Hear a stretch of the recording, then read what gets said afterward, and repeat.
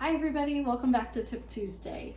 You can see I have a cutting board full of different fruits and vegetables, and today I wanted to talk a little bit about the best way to store some of these and get as much life out of them as possible.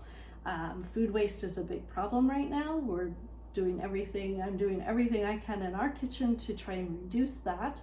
And one of the things is taking stock and learning a little bit more about the best way to store different fruits and vegetables and why.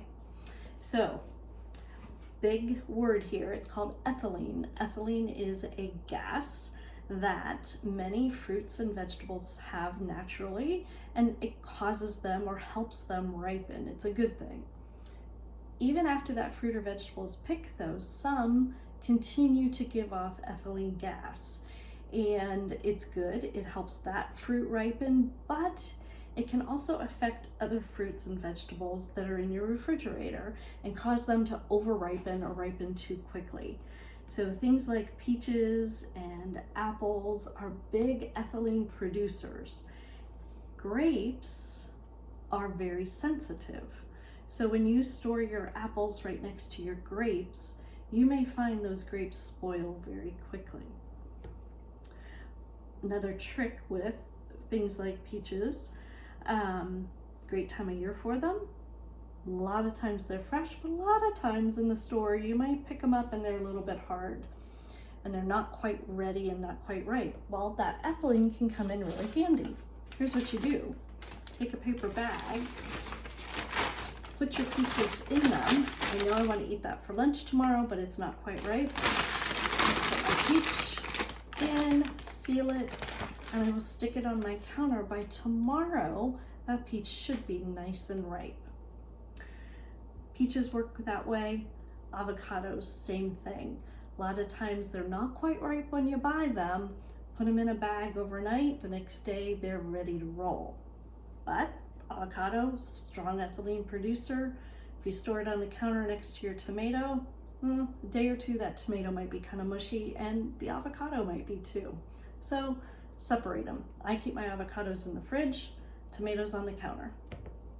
Tomatoes. Celery. This was the best trick I've ever learned. All right, buy your celery, you put it in one of these bags in the store.